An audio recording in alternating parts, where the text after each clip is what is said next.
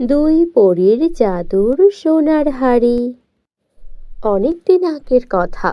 আকাশে পরীরাজ্য, যেখানে চারপাশে রঙিন ফুল আর ঝর্ণার মিষ্টি সুর বাজছে।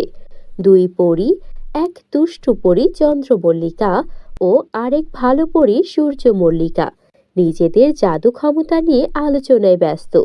চন্দ্রমল্লিকা বলে ওঠে, হ্যাঁ, তুমি সবসময় ভালো ভালো কাজ করো, এতে তো মজা নেই। আমি চাই মানুষকে ভয় দেখিয়ে আমার শক্তি বের করতে। হা হা হা হা হা। চন্দ্রমল্লিকা, সত্যিকারের শক্তি হলো অন্যকে সাহায্য করা। ভালো কাজে জাদু ক্ষমতা ব্যবহার করাই পরিদের প্রকৃত দায়িত্ব। তুমি যা করছো তা মোটেও ঠিক নয়। নিজের ক্ষমতার বড়াই দেখিয়ে সাধারণ মানুষদের উপর অত্যাচার করা, এটা ঘোর পাপ। তুমি এমন করতে পারো না। তুমি এই পথ থেকে ফিরে আসো। বন্ধুরা, তোমরা যারা যারা গল্পটি দেখছো, তোমাদের নাম কমেন্টে লিখে জানাও। আমরা নেক্সট গল্প তোমাদের নাম দিয়ে বানাবো।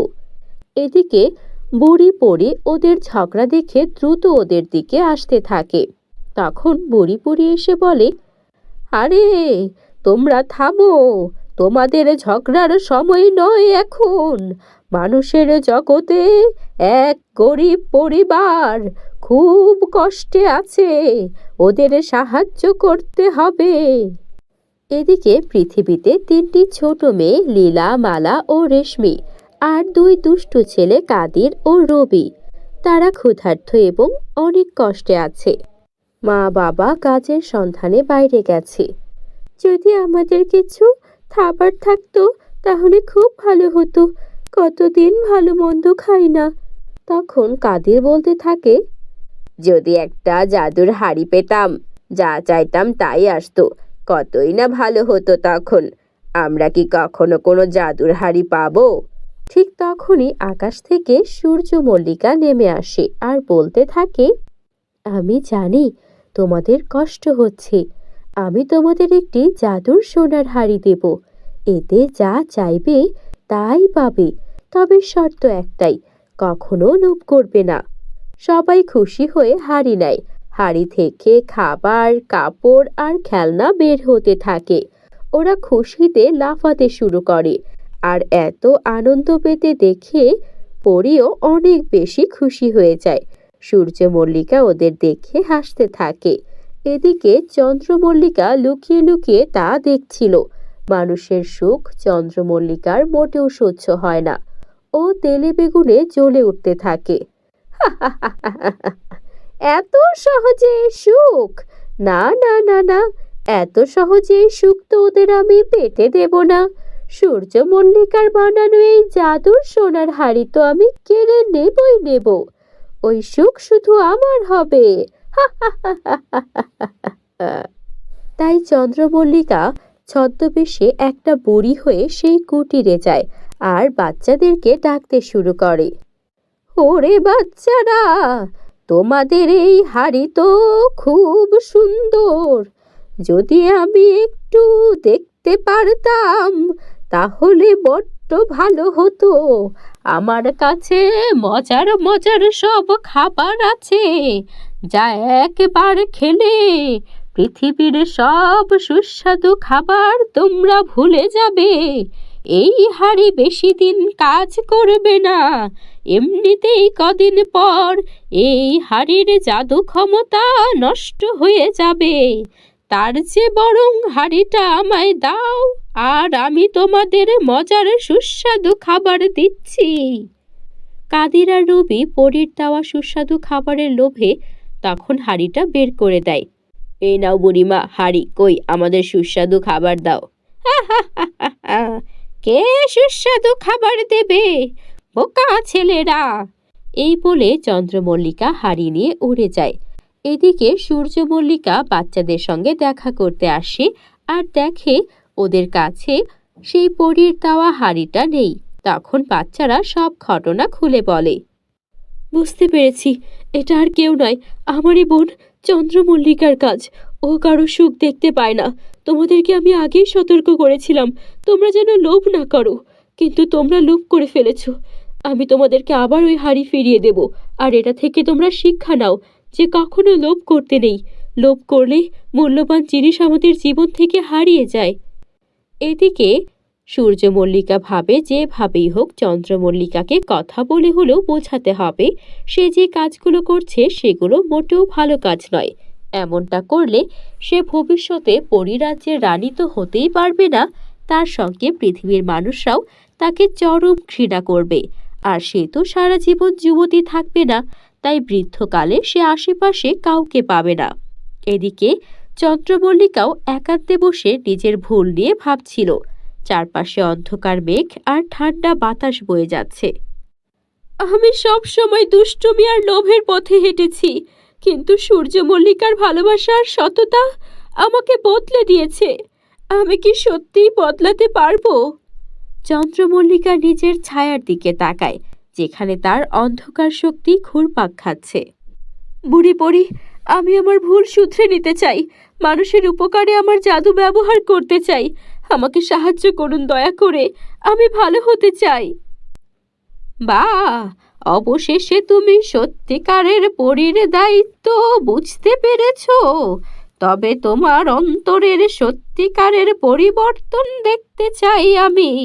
দেখা যাক সামনে তুমি কি করো। চন্দ্রমল্লিকা আবারও সেই বৃদ্ধা সেজেই কুটিরে যায়। বাচ্চারা অবাক হয়ে যায়। লীলা চমকে উঠে বলে, তুমি তো সেই বুড়ি, তুমি আমাদের হাড়ি চুরি করেছিলে। হ্যাঁ, আমি ভুল করেছি।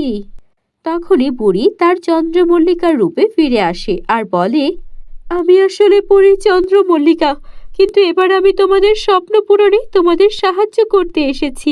তোমাদের জীবনে আর কোনো কষ্ট থাকবে না, আমি কথা দিচ্ছি। তোমাদের হাড়ি আমি চুরি করে নিয়েছিলাম, কিন্তু তোমাদের জীবনে আমি সব সুখ আবারও ফিরিয়ে দেব। চন্দ্রমল্লিকা তার জাদুর ছুরি ঘোরাতে থাকে। জাদুর ছুরি ঘুরিয়ে কুটিরকে সুন্দর বাড়িতে পরিণত করে। বাচ্চাদের বাবা মার জন্য ভালো কাজের সুযোগ করে দেয়। বাচ্চারা নতুন জামা কাপড় আর খেলনা পায়। তখন কাদিরও খুশি হয়ে বলে, আরে বা, দুষ্টু পরীটা ভালো হয়ে গেছে, ভালোই হলো। হাঁড়িটা না দিলে দুষ্টু পরীটা তার ভুল বুঝতে পারতো না। যা হয়েছে ভালোর জন্যই হয়েছে। সবাই আনন্দে নাচতে থাকে আর সূর্যমল্লিকাও দূর থেকে তার বোনের পরিবর্তন দেখে ভীষণ খুশি হয়। এদিকে এরপর থেকে চন্দ্রমল্লিকা আর সূর্যমল্লিকা একসঙ্গে জাদুর রাজ্যে ফিরে যায়। ভালো কাজের জন্য নতুন অভিযান শুরু করে ওরা। বন্ধুরা, গল্পটি ভালো লাগলে একটা লাইক করে দাও। আর আমাদের চ্যানেলে তোমরা যদি নতুন হয়ে থাকো, চ্যানেলটিকে এক্ষুনি সাবস্ক্রাইব করে ফেলো আর পরবর্তী গল্পের জন্য বেল বাটনে প্রেস করে দাও। Bye bye. পরীর জাদুর নেকলেস। অনেকদিন আগের কথা, এক বনে একটি সুন্দর পরী বাস করত। পরীর নাম ছিল এলিন। এলিনের কাছে ছিল একটি সোনালী নেকলেস, যা ছিল খুবই স্পেশাল। ওই নেকলেসের এমন শক্তি ছিল, যদি কেউ সেটা পরতো তার জীবন একদম বদলে যেত। এলিন জানতো সে এমন কাউকে ওই নেকলেসটি দেবে যার জীবনে সত্যিই কোনো সাহায্যের দরকার। একদিন একটা ছোট্ট মেয়ে আসিয়া এলিনের সেই বনটি খুঁজে পেল। আসিয়া ছিল খুবই ভালো মনের মিষ্টি মেয়ে, কিন্তু ওর বাবা মা না থাকায় ও ছিল এতিম আর ওর জীবন ছিল দুঃখ দুর্দশায় ভরা। আর তাই আসিয়া এলিনের সেই বনটি খুঁজে পেয়ে একটু ভয় পেয়ে গেল, কেননা সেই বনটি ছিল অন্যান্য বন থেকে একদম আলাদা। সেখানের গাছগুলো পর্যন্ত কালো রঙের ছিল। সবাই মনে করত এলিনের সেই বনটি হচ্ছে অভিশপ্ত। বন্ধুরা, তোমরা যারা যারা গল্পটি দেখছো তোমাদের নাম কমেন্টে লিখে জানাও। আমরা নেক্সট গল্প তোমাদের নাম দিয়ে বানাবো। হঠাৎ এলিন আসিয়ার সামনে দাঁড়ালো আর বলল, এই যে মেয়ে, তুমি এই জঙ্গলে এলে, তোমার ভয় করলো না?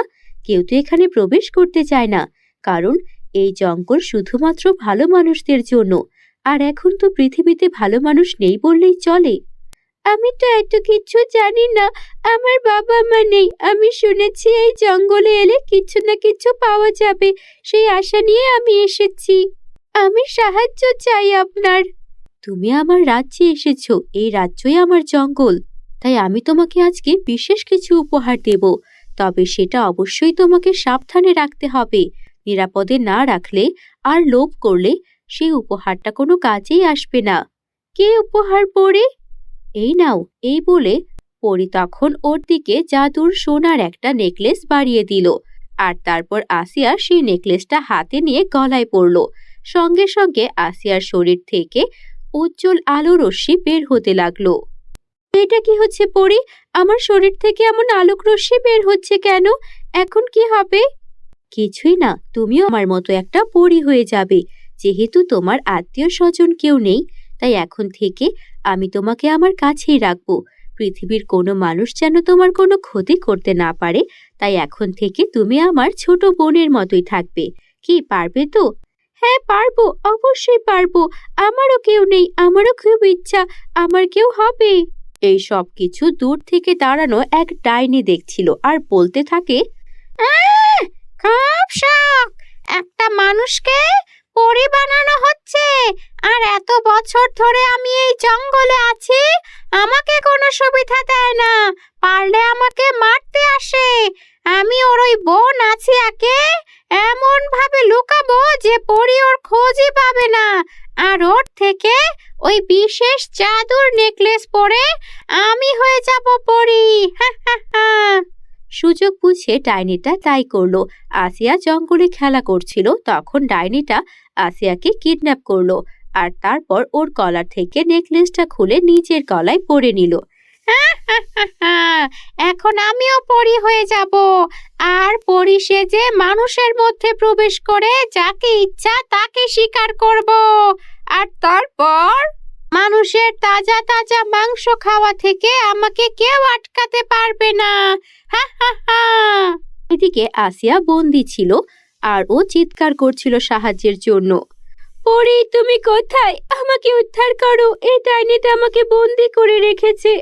পরী তুমি কোথায়? পরী আসিয়াকে একটা জাদুর আংটিও দিয়েছিল। পরী আমি তোমাকে মনে করছি, ডাইনি আমাকে বন্দি করে রেখেছে আর নেকলেস পরে নিজে পরী হয়ে গেছে।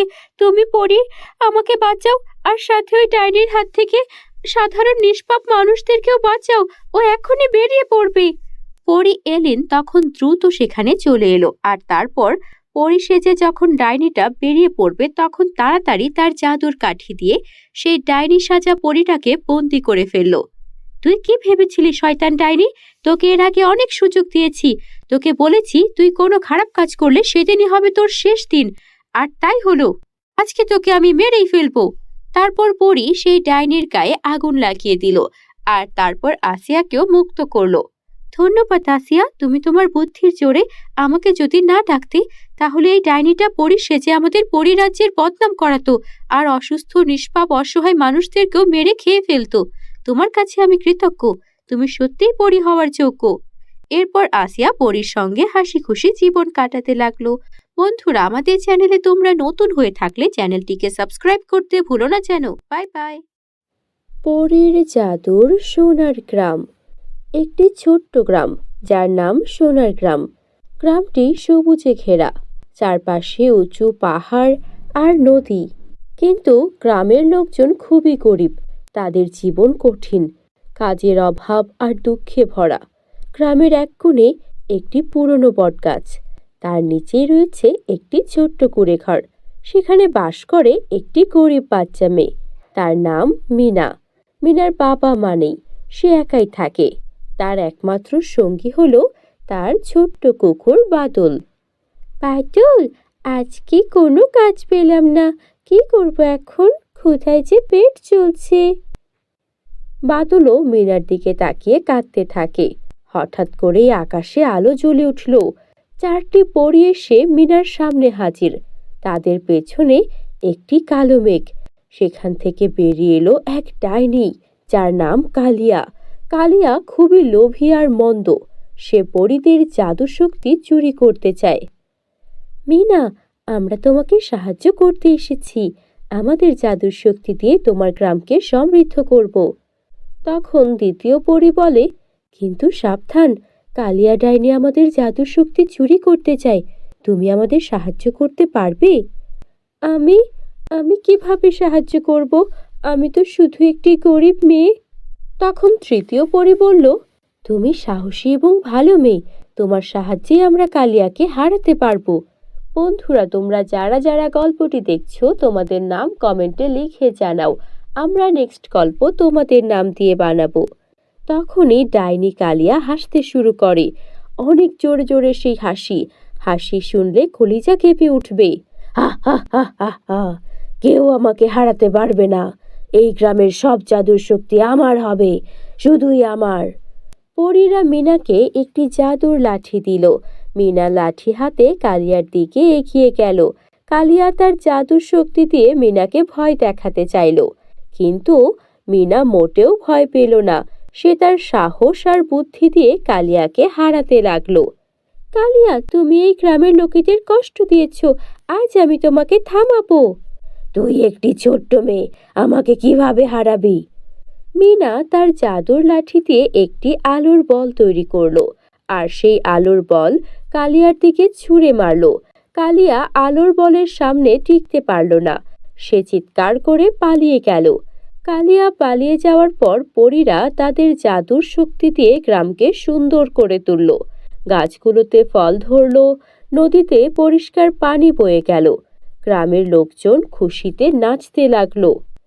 ধন্যবাদ মিনা, তুমি আমাদের বাঁচিয়েছ। ধন্যবাদ আপনাদের, আপনারা না এলে আমি কিছুই করতে পারতাম না। পরী বলল, মিনা তুমি সাহসী এবং ভালো মেয়ে। এই জাদুর লাঠি তোমার থাক। যখনই কষ্ট পাবে এই লাঠি তোমাকে সাহায্য করবে। আমি কখনো এই গ্রামের লোকেদের কষ্ট হতে দেব না। সেদিন থেকে সেই গ্রামে সুখ শান্তিতে সবাই থাকতে শুরু করলো। গ্রামটি এখন আগের চেয়ে অনেক সুন্দর। গাছপালা সবুজ, নদীর জল নির্মল, আর গ্রামের লোকজনও সুখে আছে। কিন্তু মিনার মনে এখনো একটি ইচ্ছে রয়েছে। সে চায় তার গ্রামটি সত্যিই সোনার গ্রাম হয়ে উঠুক, যেখানে সবাই সম্পদে ভরপুর হবে, কেউ কখনো অভাবী হবে না। বাদল, আমাদের গ্রাম এখন অনেক সুন্দর, কিন্তু আমি চাই এখানে সবাই সম্পদশালী হোক, কেউ যেন আর কষ্ট না পায়। মিনার দিকে তাকিয়ে বাদল লেজ নাড়ে। হঠাৎ আকাশে আবারও আলো জ্বলে ওঠে। চারটি পরী আবারও মিনার সামনে হাজির হয়। পরী বলে, মিনা, আমরা তোমার ইচ্ছা শুনেছি। তুমি চাও তোমার গ্রাম সোনার গ্রাম হয়ে উঠুক। হ্যাঁ, আমি চাই, কিন্তু কিভাবে সম্ভব? আমাদের জাদু শক্তি দিয়ে আমরা তোমার গ্রামকে সোনার গ্রামে পরিণত করতেই পারি, কিন্তু মনে রাখবে, সম্পদ সবসময় সুখ নিয়ে আসে না। আমি বুঝেছি, আমি চাই সবাই সুখে থাকুক। তাহলে তোমার ইচ্ছা পূরণ করব, কিন্তু সাবধান, সম্পদের লোভ যেন কাউকে মন্দ না করে তোলে। পরীরা তাদের জাদুর লাঠি উঁচু করে গ্রামের দিকে তাক করল। হঠাৎ আকাশে ঝলমল আলো ছড়িয়ে পড়ল। গ্রামের প্রতিটি ঘর, গাছ, নদী, এমনকি পাথরও পর্যন্ত সোনায় পরিণত হতে লাগলো। গ্রামের লোকজন অবাক হয়ে সব দেখতে লাগলো। আমাদের গ্রাম সোনার গ্রাম হয়ে গেল। ধন্যবাদ মিনা, ধন্যবাদ পরীরা। ধন্যবাদ আপনাদের, এখন সবাই সুখে থাকবে। কিছুদিন পর গ্রামের লোকজন সম্পদের লোভে পড়ে গেল। তারা একে অপরের সাথে ঝগড়া করতে লাগলো। কে কত সোনা পাবে তা নিয়েই বিবাদ শুরু হয়ে গেল। এই সোনার গাছটা আমার, তুমি এটা ছুঁয়ো না। না, এটা আমার জমিতে, তুমি চুরি করেছো।